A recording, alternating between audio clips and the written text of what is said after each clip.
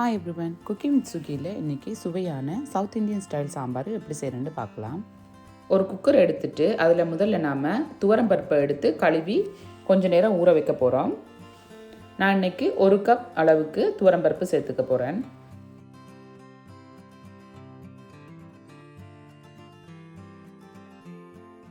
துவரம்பருப்பை இப்போ கழுவி எடுத்தாச்சு.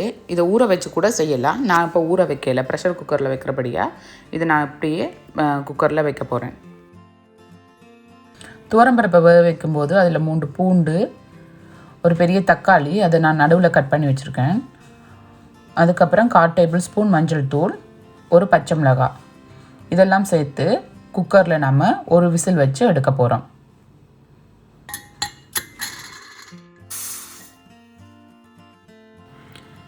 இன்னொரு சட்டியை எடுத்து அதில் நம்ம சாம்பாருக்கு தேவையான அளவு தண்ணி கொஞ்சம் எடுத்து வச்சுட்டு அதில் நம்ம கட் பண்ணி வச்சுருக்க 2 முருங்கைக்காய், ஆல்ரெடி கட் பண்ணி தண்ணியில் போட்டு வச்சுருக்க 2 கத்தரிக்காய்,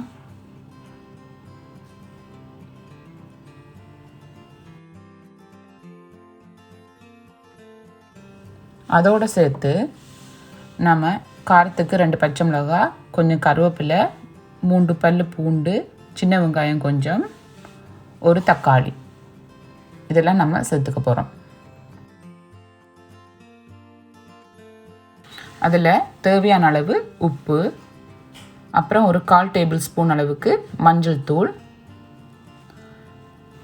அதோடு சேர்த்து 3 டேபிள் ஸ்பூன் இந்தியன் சாம்பார் பொடி சேர்த்துக்க போகிறேன். நீங்கள் காரத்துக்கு ஏற்ற மாதிரி சாம்பார் பொடி சேர்த்துக்கலாம். நான் இன்றைக்கி ஹோம்மேட் சாம்பார் பொடி வச்சுருக்கேன், அதை நான் சேர்க்க போகிறேன். இப்போ இது எல்லாத்தையும் கலந்து விட்டுட்டு நம்ம மூடி போட்டு இது எல்லாத்தையும் மீடியம் டு சிம்மில் ஒரு 20 to 25 மினிட்ஸ் வேக வைக்க போகிறோம். சாம்பாரோடு சேர்த்து ஒரு வஞ்சரம் மீன் ஃப்ரை எப்படி செய்கிறேன்னு பார்க்கலாம். குட்டி செல்லுக்கு ஸ்பைசஸ் கம்மியாக ஒரு மசாலா ரெடி பண்ண போகிறேன். இதில் 1/4 டேபிள் ஸ்பூன் மஞ்சள் தூள், 1 டேபிள் ஸ்பூன் சீரகத்தூள். இந்த சீரகத்தூளில் ஆல்ரெடி மல்லி மிளகு சேர்த்துருக்கு. தேவையான அளவு உப்பு, பாதி எலுமிச்சம்பழம் ஜூஸ் இதெல்லாம் சேர்த்து இந்த மசாலாவை செய்து நான் இந்த மீனை மேரினேட் பண்ணி வைக்க போகிறேன்.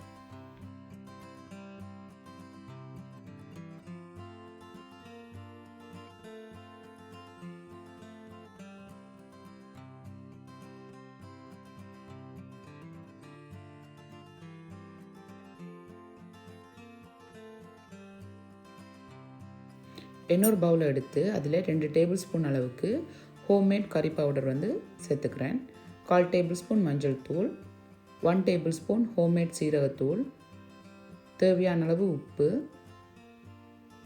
பாதி எலுமிச்சப்பழ ஜூஸ் இதெல்லாம் சேர்த்து இந்த மசாலா மிக்ஸ் பண்ணி வைக்க போகிறோம். தேவைப்பட்டால் கொஞ்சம் தண்ணி சேர்த்து கூட இதை கலக்கி வைக்கலாம். இந்த மசாலா நம்ம எடுத்து வச்சுக்கிற ஃபிஷ்ஷை மேரினேட் பண்ணி வைக்க போகிறோம். குக்கரோட ப்ரெஷர் இறங்கினா பிறகு நாம் இதை திறக்கலாம். எப்போயுமே அவசரப்பட்டு திறந்துடாதீங்க. கம்ப்ளீட்டாக கொஞ்சம் ப்ரெஷர் இறங்கினா பிறகு திறந்துடலாம். நான் இப்போ ஒரே ஒரு விசில் தான் வச்சேன். நல்லா பருப்பு வெந்திருக்கு. ஒரு சின்ன துண்டு புளி எடுத்து நம்ம இதை கரைச்சி வைக்க போகிறோம். காய்கறியெல்லாம் ஓரளவு நல்லா வெந்துருச்சு. இதில் நாம் கரைச்சி வச்சுக்கிற புளியை கொஞ்சமாக சேர்த்துட்டு அதுக்கப்புறம் நம்ம ஆல்ரெடி வேக வச்சு வச்சுருக்க பருப்பையும் இதில் நம்ம சேர்க்க போகிறோம். இதெல்லாம் சேர்த்து நல்லா கலந்து விட்டுட்டு நாம் இதை நல்லா கொதிக்க விட போகிறோம். தாளிக்கிறதுக்கு ஒரு தாய்ச்சியை வச்சு சூடு பண்ணி வச்சுக்கிறேன். அதில் 1 டேபிள் ஸ்பூன் அளவுக்கு நெய்யை சேர்த்துட்டு நெய் சூடானதும் ஒரு 1/2 டேபிள் ஸ்பூன் அளவுக்கு கடுகு நல்லா வெடித்ததும் அதில் 1/2 டேபிள் ஸ்பூன் பெருஞ்சீரகம், அப்புறம் எடுத்து வச்சுக்கிற சின்ன வெங்காயம் ஒரு கைப்பிடி,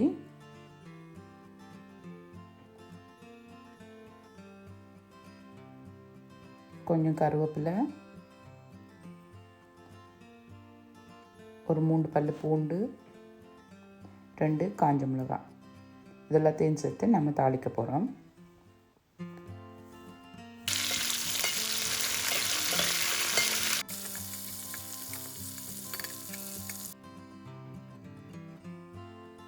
தாளிக்கும் போது இதில் ஒரு 1/4 டேபிள் ஸ்பூன் அளவுக்கு பெருங்காயத்தூள் சேர்த்துக்க போகிறேன்.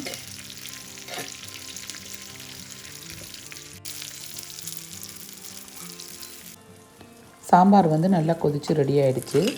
இதில் நாம் தாளித்து வச்சுக்கிற எல்லாத்தையும் நம்ம சேர்க்க போகிறோம். சுவையான south Indian style sambar ready ஆகிடுச்சு. இதில் நாம் ஃப்ரெஷ் கொரியாண்டர் லீஃப் வந்து கட் பண்ணி வச்சுக்கிறேன். அதை சேர்த்து இறக்க போகிறோம்.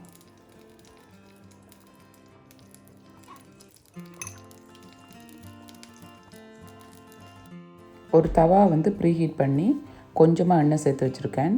அதில் வந்து ஆல்ரெடி நம்ம மேரினேட் பண்ணி வச்சுக்கிற வஞ்சர மீனை வந்து ஷாலோ ஃப்ரை பண்ணி எடுக்க போகிறேன். இதை வந்து நம்ம டீப் ஃப்ரை பண்ண போகிறது கிடையாது. அதனால் நம்ம அதிகமாக எண்ணெய் சேர்க்க தேவையில்லை. கொஞ்சமாக எண்ணெய் சேர்த்து நம்ம தோசைக்கல்லில் ஷாலோ ஃப்ரை பண்ணி எடுக்க போகிறோம். ஒரு 5 to 10 மினிட்ஸ் வெந்தது நம்ம இதை திருப்பி போட்டு 2 பக்கம் வேக வைக்க போகிறோம். தேவைப்பட்டால் கொஞ்சமாக எண்ணெய் சேர்த்துக்கலாம்.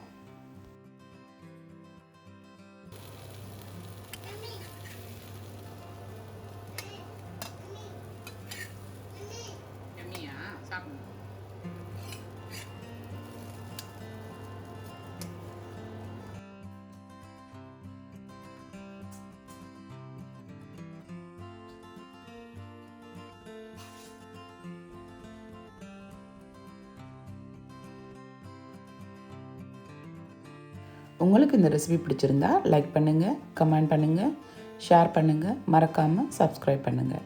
தேங்க்யூ.